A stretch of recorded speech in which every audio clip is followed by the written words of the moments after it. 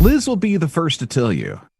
I'm a baker. I'm not a cook. I didn't know there was a difference. It's Rob and Liz, his morning crew on his radio. But from what I understand from Liz's family, she can cook. Who have you been talking to? Oh, I have, connections. Oh, you have intel. Okay. Yeah, I have connections. So here's the thing, and I have numbers. Here's the thing.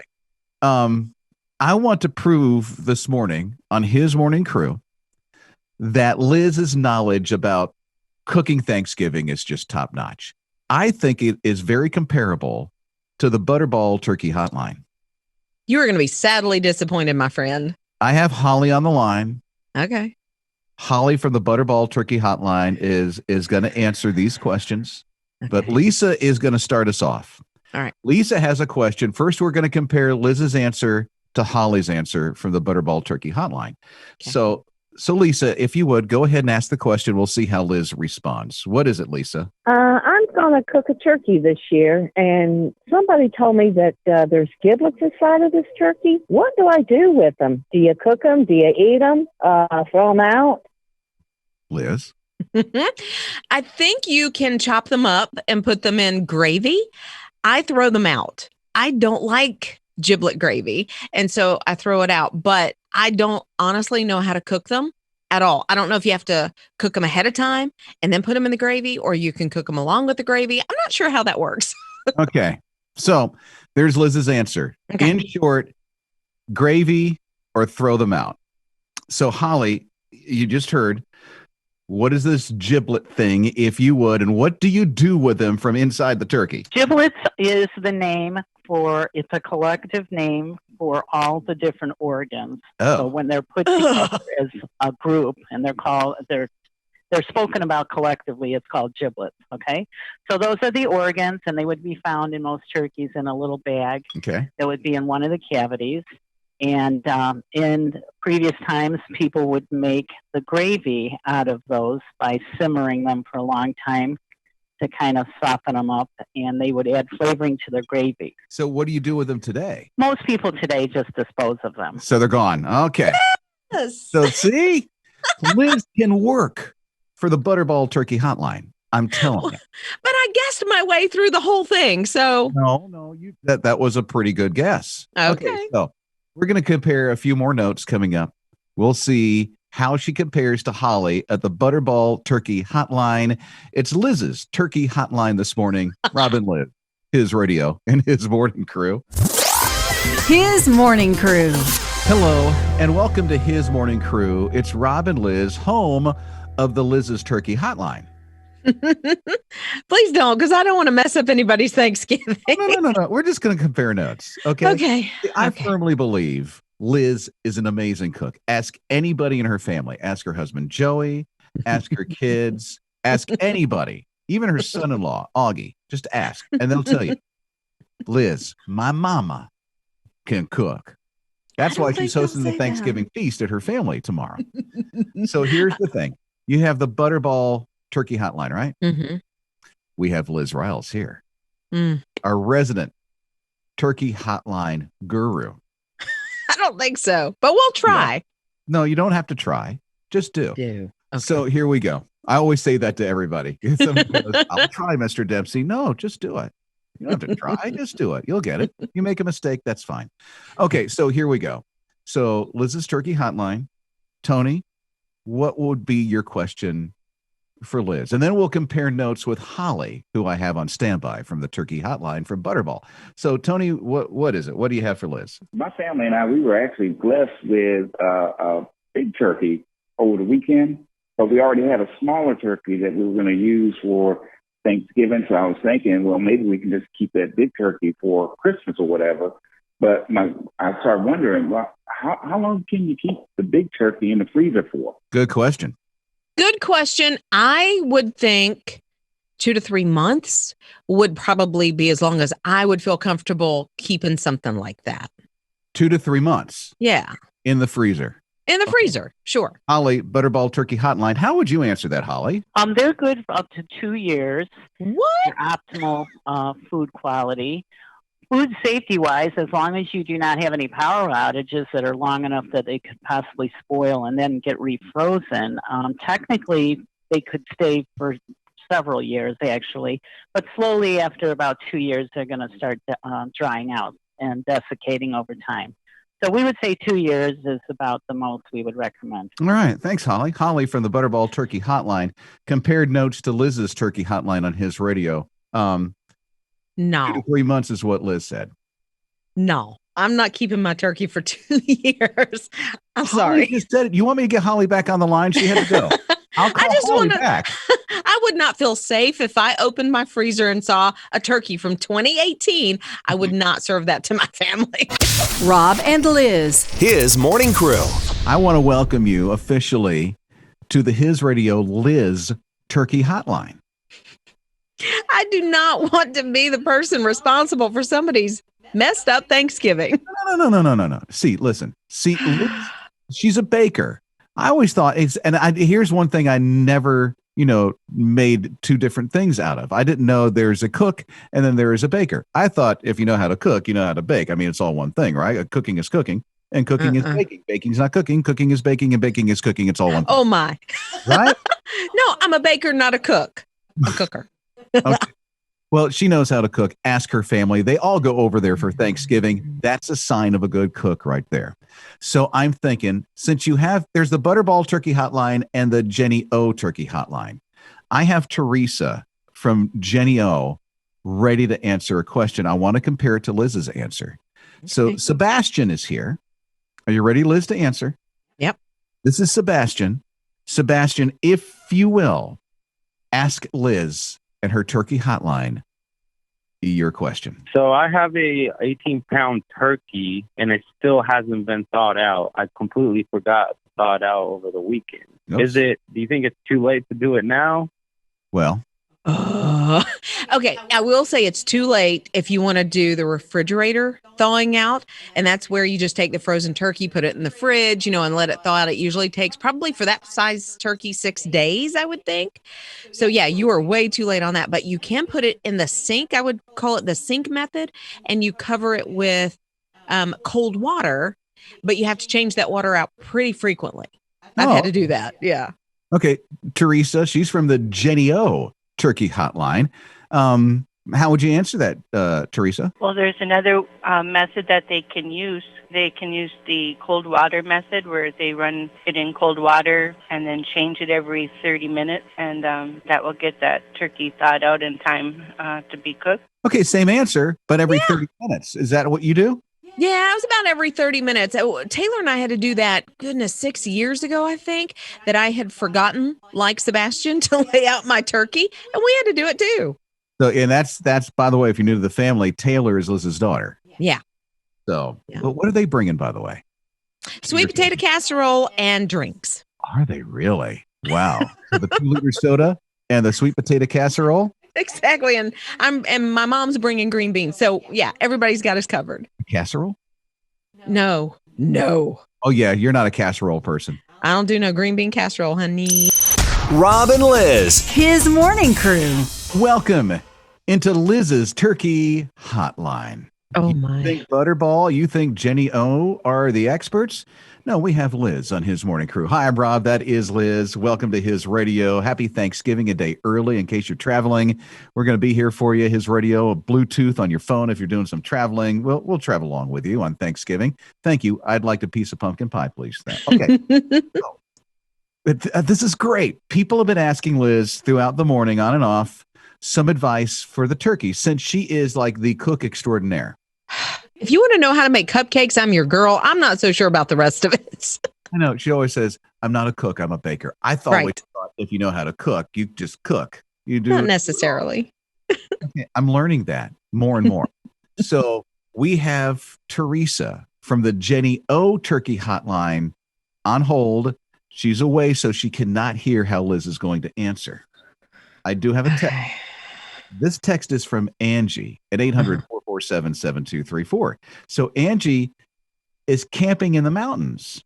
Okay. So you got the camper oven kind of thing. So what does she do with the turkey now that she's camping in the mountains? Oh, wow. If it's a tiny little turkey, that might take care of it. I don't know, but make sure you're putting that thermometer in. I would say deep fry it. I would say definitely take a deep fryer, a couple gallons, probably 4 or 5 gallons of like peanut oil, and do that thing outside that camper. Okay. That makes sense. All right. So, Teresa, hey, Turkey Hotline from Jenny O. Teresa, here's the question. It's from Angie. She's camping in the mountains. She has the camper. Oh, no. What do you do with the turkey? It might not even fit in the oven. But what are your thoughts here from the Jenny O Turkey Hotline? Go ahead, Teresa.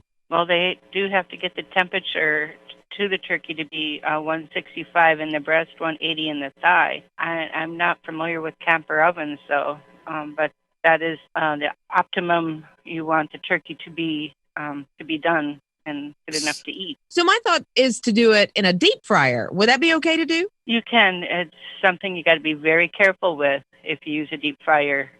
There's always risk. You want to probably do it outside, not inside, and take every caution. Read the directions, the manual, but it can be done. They're quite good that way. Let me tell you, thank you, Teresa. Happy Thanksgiving. Yeah. Liz has, a side hustle here that she can do now with Liz's Turkey Hotline. I could not tell Angie how to deep fry that turkey, but I know it's a thing and it would be an option, but do a lot of research and do not rely on what I say. There you go. Liz's Turkey Hotline. It may not be great advice, but it's advice. Liz's Turkey Hotline. Rob and Liz. His morning crew. Here's a bit of advice that I think that you'll carry with you for the rest of your life. This is really good advice. It's Rob and Liz, his morning crew on his radio. Don't ever forget this. I mean, 10 years from now, you're going to look back at this moment of time going, I got this great advice from Rob and Liz on his radio. I heard it there first. And this will carry you throughout all the days of your life. You'll be sharing this word of advice with your grandkids. They'll be sharing it for generations to come. Okay. You ready for this word of advice? I am ready. Okay. Here Lay it is. on me. It's life-changing advice. Okay. Don't let moose lick your car. Wah, wah. What? You can thank me later. It's really a thing, believe it or not. In Canada, there's this national park, and people are driving through Canada and where all the moose are, and they stop, and then the moose come up to their car, especially in the winter months, and starts licking the car. Because moose at this park are obsessed with salt. They need the minerals of salt in their body. And so there are lakes, there are salt lakes. Believe it or not, there's such a thing. There's salt lakes in Canada at this national park. And so that's where the moose usually get their salt fix, so to say. But now that cars drive through, and especially when winter comes and there's a lot of snow, especially in the area of Canada where they are right now, the moose come up and start licking the car, which seems like a novelty. So you drive through and go, oh, look at this. And you get the pictures and all that other stuff. They're saying, don't do that, because now the moose are going to get too used to cars, and they're going to go start charging after cars when they're driving through to try to get, their salt. So don't let the moose lick your cars. They're like, salt, and they come charging. I can just see this in my head. It's like, look, kids, let's go get some salt. That is wild. Listen, now, a couple of years ago, I drove through one of these Christmas light, like park things in the area. I had a buffalo lick my window. And I'm thinking, why is this buffalo doing it? Maybe it was the same thing. They're thinking food, because they give you bags of food when you drive through there. I know exactly what you're talking about. We saw elk in Cherokee. When you go up to the mountain where you're at the state line of North Carolina and Tennessee. Mm-hmm. So in Cherokee side of the national park of the Great Smokies, there's elk there. So it's really cool. And when they get close to your car, you're like, oh, this is so awesome. So I can see why it's so easy. I mean, the park rangers in Canada are like, don't let these moose lick your car, because they're going to get too used to it. And then it's going to become a danger, not just to you, but also to them, because they're going to go charging after cars now. Well, look at that. So we have started your day with some really good advice to pass down to your kids. Don't let moose. Mornings with Rob and Liz. What makes your Thanksgiving so unique, so different from somebody else's Thanksgiving? We'd love to hear you this morning. It's Rob and Liz, his radio, his morning crew. Here's the number. You can call or text right now. It's 800-447-7234. Yeah, Shayna texted and said, normally we watch the Macy's Thanksgiving Day Parade every single year. She said, I was a little bummed when there was some talk that it was going to be canceled, but she said it will be on the air tomorrow. So that's a tradition that's going to continue. Now, Tim, I don't know who's making this every Thanksgiving morning. He said we have Eggs Benedict for breakfast. And that's something that they look forward to every year. I forgot. My wife does that every year. Does she really? Eggs Benedict. It's a thing because our kids love it. And so she makes it. Now I'm looking forward to tomorrow morning. I want Eggs Benedict now. I love that it brought up a memory for you. Thank you, Tim. It did. Yes, thank you, Tim. And since my emergency surgery at the beginning of the year, I'm at home. I've been virtual for almost a month now. So maybe I'll just go wake up. No, I won't wake her up. I want them today. Because I do. I want that now. I just got to wait for tomorrow. Okay. So here is this is Julie. Julie, tell us about your Thanksgiving. What makes it so unique? Hi. I just wanted to talk about my weird tradition for Thanksgiving. Oh, I can't wait to hear it. What is it? Whenever I invite friends or, friends of the family come by for Thanksgiving, they always look at us crazy when we get so excited that we're not necessarily going to have turkey, but lasagna. And she makes lasagna every once in a while, outside of Thanksgiving. And we look at her like, why are you making lasagna? Yeah, because it's like a Thanksgiving thing for your family. When you make turkey, throughout the year, you're like, why are you making turkey? And you get associated with Thanksgiving. But we totally flopped that around. And lasagna is our Thanksgiving thing. Rob and Liz. His morning crew. Ooh, we got to plan a trip to Disney. When all this is over, we got to get to Disney because they are building right now a Galactic Star Cruiser hotel. Oh, no way. For Star Wars? For Star Wars. Nice. Yeah, so it looks like each room looks like you're on one of these cruisers, from Star Wars. Like if they, obviously there's places to sleep in Star Wars in those cruisers. And that's what they envision it to look like. It's a 2-day, 2-night experience aboard the starship. They have stormtroopers walking around, kind of checking things out. I think they have Chewbacca is there amongst everybody. Like, it's going to be super cool. That's not, it sounds like super expensive. I don't know the cost yet. But yeah, I bet hopefully they'll have some deals, as they open things at Disney World whenever that actually opens. But I would love to make a reservation because it looks like so much fun. That's something we might do if it's open by next Thanksgiving. I'll tell you why. I used to do this ride every year called the Horrible 100. It's in Florida. It's in Claremont. Okay. And the terrain, this is Florida. Florida's flat, right? The terrain in Claremont, Florida is like the foothills of the Carolinas. It's crazy on all the hills that are right there. And so for Floridians who like to cycle, they've got climbing and stuff like that, which it's good for me because I get to train around here where there's hill stuff on where I train. So since I've gone through all this stuff this year, the emergency surgery at the beginning of the month, and I'm working virtually as I recover, and I'll have another second surgery for reconstruction before the end of the year. Hopefully, that's our hope with all that. So next year is going to be totally different, and I'm planning to go back next year for that ride, which is the Sunday before Thanksgiving, which means I need a place to stay, and that Star Wars hotel sounds like the place. I think you need to reserve that puppy right now because I do think it's going to sell out quick. Oh, I got to save some dime. Maybe you do. Following year. His morning crew. There is a statue in Italy. It's in a town called Palencia. They have some buildings, of course, from time to time, they start deteriorating. Well, one of the statues on the outside of a building in this town really falling apart, like the head fell off of one of the statues. And so the mayor of the town, the townspeople said, okay, we need to refurbish this. We need to bring an artist in to get this fixed. And so they brought somebody in. It was a statue of a girl, a young girl, a little bonnet on her head. when they got the finished product, it looks like Mr. Potato Head. What? I don't understand how the artist, first of all, got the job. And I'm not trying to be mean. It's just, it looks nothing like the original statue. It doesn't look like a young girl at all. It literally looks like Mr. Potato Head. Oh, no. I'm so sad. What is it on top of? Is it like on a church or something? Courthouse? What is it on top of? Yeah, it's kind of probably on more of a courthouse type situation because it's in the town of Palencia.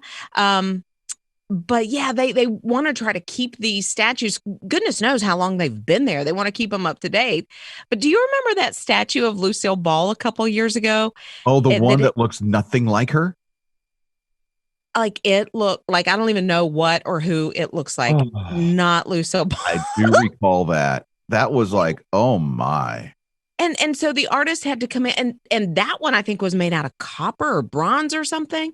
So not it was cheap very product. expensive. No, man. They had to redo the whole thing. So they're going to bring another artist in to fix this young girl. So the guy thought Mr. Potato Head. I don't know.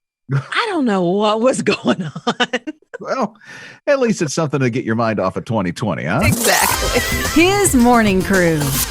When I think about Alex Trebek, I think about somebody who's like really irreplaceable when it comes to Jeopardy. It's Rob Lizz, his morning crew on his radio. I don't know if there's anybody irreplaceable in your life, but it looks like after Christmas, since they have all these shows of Jeopardy already pre-recorded. So Alex Trebek, even though he's no longer with us, he's kind of with us on Jeopardy as the host all the way up until, wow, Christmas Day. It's Rob Lizz on his radio. But after Christmas, they got an interim solution if you already didn't hear this news. Yeah. So Ken Jennings, he's the guy that won all that money, was on the show forever.